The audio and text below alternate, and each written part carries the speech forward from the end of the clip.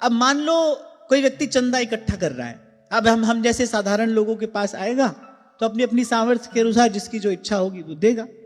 और किसी बहुत बड़े सेठ के पास जाए, बड़े समृद्ध व्यक्ति के पास जाए, अब वो समृद्ध व्यक्ति भी अगर उतना ही दे जितना हमने तुमने दिया, क्या उस व्यक्ति की समृद्धि रही, क्या उस व्यक्ति की श्रेष्ठता रही? अच्छा, आपको एक और बात बताऊं, मैंने तो इस सारी प्रक्रिया को बहुत निकट से देखा है कि बड़े बड़े सेठ लोग जो होते हैं ना, वैसे धीरे से पूछ लेते हैं उन्होंने क्या दिया।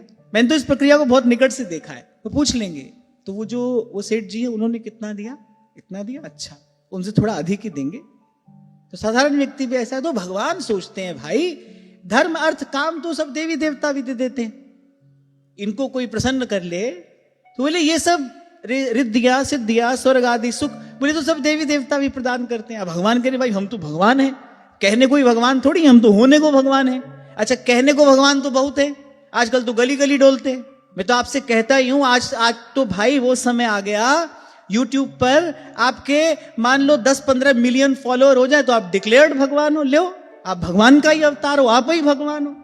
तो अभी तो गली गली डोल रहे हैं भगवान। तो भगवान सोचते हैं भाई तो सब कहने सुनने के भगवान है, हम तो सच में भगवान है।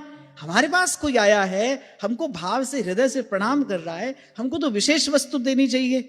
इसलिए भगवान मुक्त कर देते हैं, उसको पुनः जननी के गर्भ में नहीं आने देते। यही भगवान की भगवत्ता है। इसी का जय जयकार ऋषि मुनि करते हैं, इसी का जय जयकार संत भक्त करते हैं, इसी का जय जयकार श्रुतियां और शास्त्र करते हैं। पुराणों का वाक्य भगवान की इसी कृपालुता उदारता का ही जय जयकार करते हैं। और बुद्धि से समझने का ये विषय नहीं है। इसीलिए भगवान ने कहा श्रद्धावान लभते फलम। मेरे श्रद्धा युक्त कोई होकर आए, श्रद्धा से युक्त होकर हमको प्रणाम कर दे। करता हूं मैं वंदना नत शिर बारंबार, तुझे देव परमात्मन मंगल शिव शुभ का। अरे कितने अनर्थ, कितनी नकारात्मक शक्तियां केवल भगवान के नाम उच्चारण से दूर भाग जाती।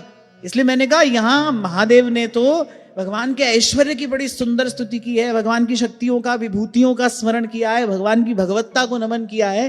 अब भाई हमको ये सब ना आए तो हम क्या करें, हम केवल इतना सीख लें, 10 बार महादेव नमस्कार करते हैं।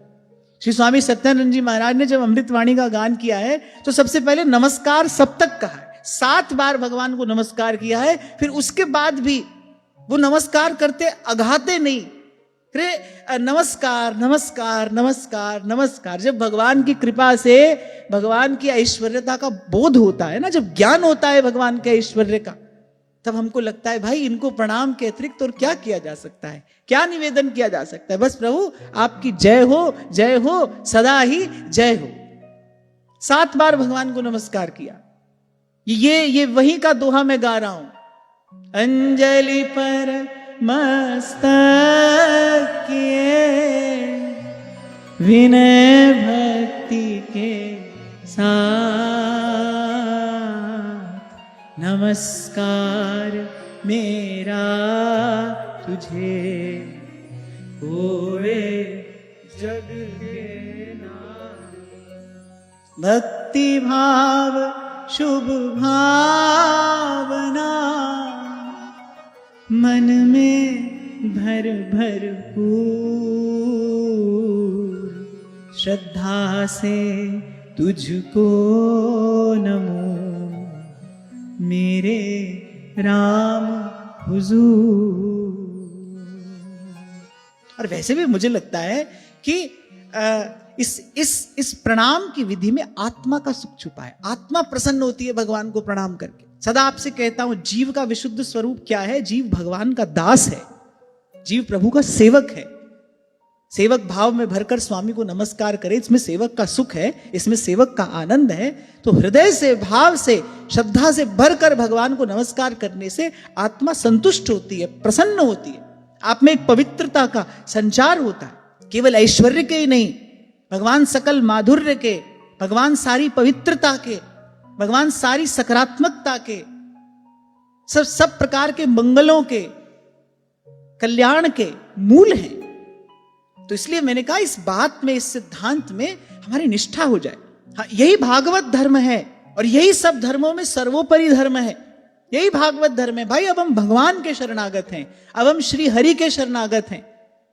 अब प्रभु का ध्यान, प्रभु के नाम का कीर्तन, प्रभु के स्वरूप का ध्यान, बस यही हमारे लिए एकमात्र विधि है। हमको जो भी करना है बस भगवान नाम का स्मरण करते हुए करना है, प्रभु के चरणों का ध्यान करते हुए करना है।